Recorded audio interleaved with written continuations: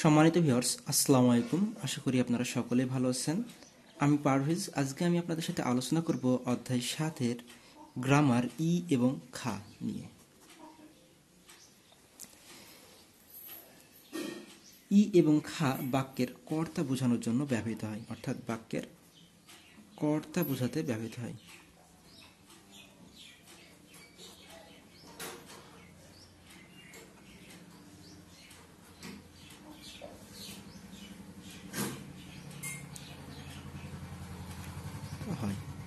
তাহলে ই এবং খা বাক্যের কর্তা বোঝানোর জন্য ব্যবহৃত হয়। কোনো বাক্যের কর্তা বোঝানোর জন্য নাউনের পেছনে ই এবং খা সাবজেক্ট পার্টিকেলটি লাগাতে হয়, অর্থাৎ নাউনের পিছনে নাউন প্লাস ই অথবা খা এই সাবজেক্ট পার্টিকেলটি বসাতে হয়। তাহলে ই অথবা খা এই সাবজেক্ট পার্টিকেলটি যদি কোনো নাউনের পেছনে থাকে, আপনি নিঃসন্দেহে ধরে নেবেন যে ওই সেন্টেন্সের সাবজেক্ট হচ্ছে ওই ওয়ার্ডটি। তাহলে আমরা যেটা বুঝলাম যে ই এবং খা হচ্ছে মূলত সাবজেক্ট পার্টিকেল, এটি মূলত নাউনের পরে বসে। এখন কথা হচ্ছে সাবজেক্ট কাকে বলে। কোনো বাক্যে যে কোনো কাজ করে অথবা যার সম্পর্কে কোনো কিছু বলা হয়, মূলত সেই হচ্ছে সাবজেক্ট। তাহলে কোনো বাক্যে বা কোনো সেন্টেন্সে যে কোনো কাজ করে অথবা যার সম্পর্কে কোনো কিছু বলা হয়, সেই মূলত সাবজেক্ট। এখন একটি লাইন দেখুন যে সিজাং ই অদি ইমনিকা। এই ইমনিকা এবং ইমনিদা সম্পর্কে আমার পূর্বের ভিডিওতে বলা আছে। এই ইমনিদা এবং ইমনিকা সম্পর্কে যদি আপনার জানা না থাকে, তাহলে আপনি পূর্বের ভিডিও থেকে এই টপিক সম্পর্কে জেনে আসতে পারেন। আশা করছি উপকৃত হবেন। এখন আসি আমাদের আজকের টপিক, যে সাবজেক্ট। সাবজেক্ট কাকে বলে বললাম? যে কোনো বাক্যের যে কাজ করে, অর্থাৎ কোনো সেন্টেন্সে যে কাজ করে অথবা কোনো সেন্টেন্সে যার সম্পর্কে বলা হয়, মূলত সেই সাবজেক্ট। লক্ষ্য করুন, সিজাং ই অদিমনিকা। তাহলে বাজার কোথায় জিজ্ঞেস করেছেন, তাহলে বাজার সম্পর্কে এখানে জিজ্ঞাসা করা হচ্ছে। তাহলে বাজার হচ্ছে এখানে সাবজেক্ট। আর ই এবং খা যদি কোনো ওয়ার্ডের শেষে যুক্ত থাকে, অর্থাৎ কোনো নাউনের শেষে যদি ই অথবা খা থাকে, তাহলে আপনি নিঃসন্দেহে ধরে নেবেন সেটি সাবজেক্ট। এই বাক্যটি কিছুক্ষণ আগেই আমি আপনাদের সাথে কথাটি আলোচনা করলাম। তাহলে লক্ষ্য করুন, এখানে ই আছে, তাহলে এই সেন্টেন্সের সাবজেক্ট হচ্ছে সিজাং। আশা করছি কোনো সেন্টেন্সের সাবজেক্ট চিনতে আপনার আর কোনো সমস্যা হবে না। তাহলে ই এবং খা মূলত কোনো সেন্টেন্সের সাবজেক্টকে চিনতে সহায়তা করে। এবং ই এবং খা কখন কোথায় বসে? ই এবং খা বসে হচ্ছে নাউনের পরে। এখন কখন ই বসে এবং কখন খা বসে, সেই বিষয়টি আমরা এখন দেখব। সাবজেক্টের শেষ বর্ণে বাচ্চিম থাকলে ই বসবে, আর বাচ্চিম না থাকলে খা বসবে। কথাটি আবারও ভালোভাবে শুনুন।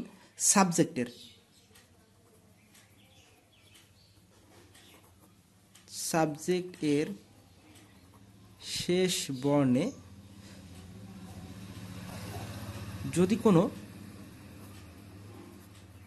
বাচ্চিম, অর্থাৎ কোনো বাচ্চিম থাকলে কি বসবে? ই বসবে।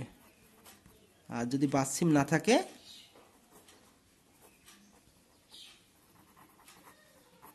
কি বসবে? খা বসবে। এখন আপনি যদি বাচ্চিম বিষয়টি না বোঝেন, তাহলে বুঝে নিন আগে। যেমন এখানে সিজাং, এটা হচ্ছে মূলত সাবজেক্টের শেষ বর্ণ। জাং এর শেষ বর্ণে যদি বাচ্চিম থাকে, আমরা যদি বাচ্চিম কাকে বলে না জানি, তাহলে লক্ষ্য করুন যে নিচে যেগুলো বসে, যেমন ফাপ, ফাপ মানে ভাত, এই যে নিচে যে বিয়োগ বসছে, এই বিয়োগটা হচ্ছে বাচ্চিম। এই নিচে যে ইয়ং বসেছে, এই ইয়ং হচ্ছে বাচ্চিম। তাহলে আশা করছি বাসিমটা বুঝাতে পারছি। এখন যদি এই নিচে কোনো ব্যঞ্জন বর্ণ থাকে, সাবজেক্টের শেষ বর্ণে যদি নিচে কোনো ব্যঞ্জন বর্ণ থাকে তাহলে তার সাথে আমরা ই বসাবো। আর যদি নিচে ব্যঞ্জন বর্ণ না থাকে, যেমন ইয়গি, তাহলে এখানে কি নিচে কোনো বর্ণ আছে? নেই। নিচে যদি কোনো বর্ণ না থাকে তাহলে আমরা খা বসাবো।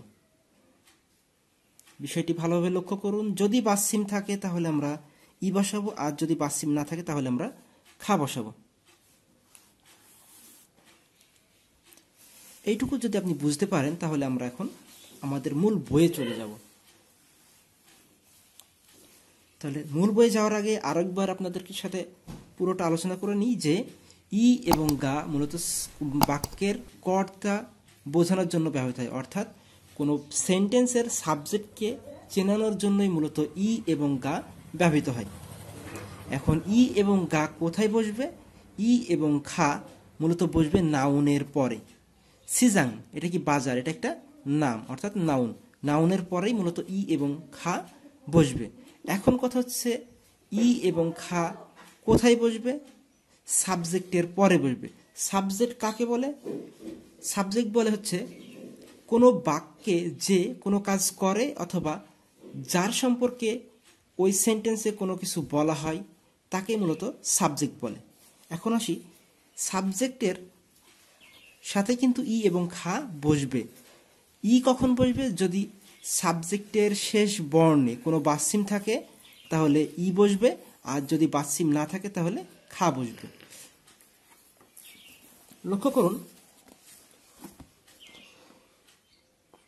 টেক্সট বুক বইটির 2 নম্বর উদাহরণে যে উদাহরণ দেওয়া আছে দেখেন, ওয়াজাং সিল ই অদিমনিকা, এই উদাহরণটা এখানে দেওয়া আছে যে এখানে ই বসবে। এখন এখানে ই কেন বসলো? এই যে লক্ষ্য করুন এখানে বাসিম দেওয়া আছে।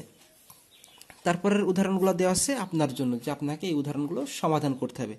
তাহলে আপনি এখনই সমাধান করে ফেলুন যে সিক তাং, এই যে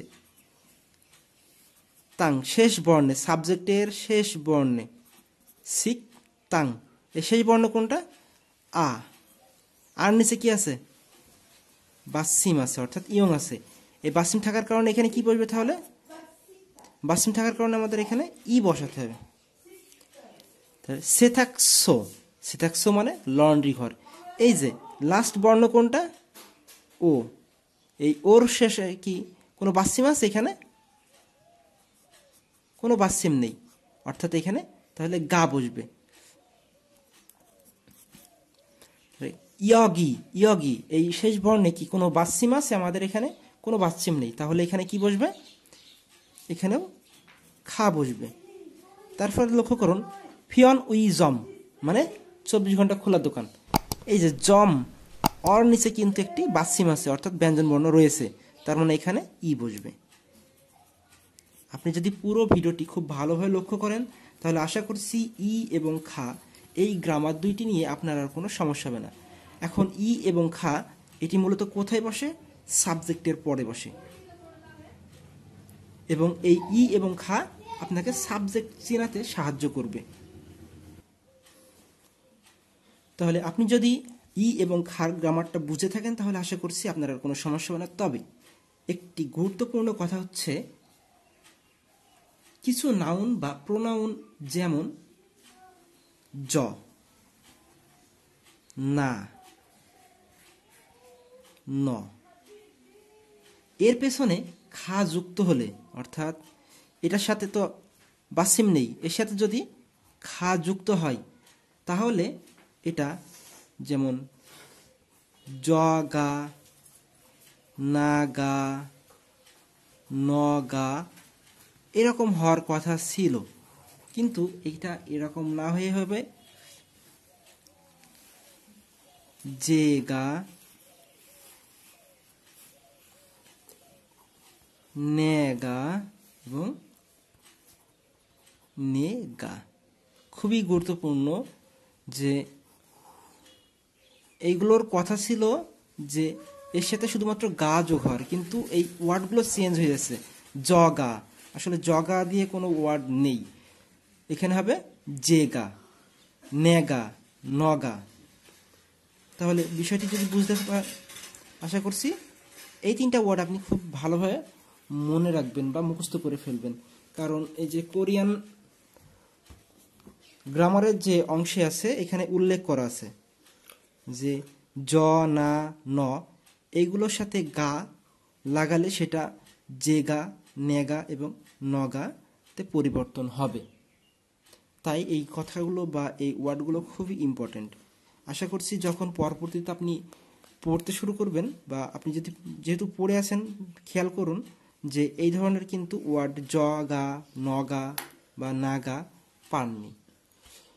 তাই এই ওয়ার্ড 3টি অবশ্যই খুব ভালোভাবে মুখস্থ করে ফেলবেন। তো আজকের আলোচনা আমরা এখানেই শেষ করতে চাচ্ছি। আজকের টপিকসের আলোচনা এই পর্যন্তই। ভিডিওটি যদি আপনার ভালো লাগে তাহলে অবশ্যই একটি লাইক এবং শেয়ার করবেন, সেই সাথে কমেন্ট করে জানাবেন আসলে ভিডিওটি আপনার কেমন লাগলো। আর নতুন কোনো ভিডিও পাওয়ার ইচ্ছা থাকলে তাহলে সেটাও আপনি কমেন্ট করে জানাতে পারেন। আমরা চেষ্টা করব আপনার টপিকের ভিডিও দেওয়ার জন্য। এতক্ষণ ভিডিওটি দেখার জন্য আপনাকে অসংখ্য ধন্যবাদ। আবারও দেখা হবে নতুন কোনো টপিকসের নতুন কোনো আলোচনা নিয়ে। সেই পর্যন্ত ভালো থাকুন, সুস্থ থাকুন। আসসালামু আলাইকুম।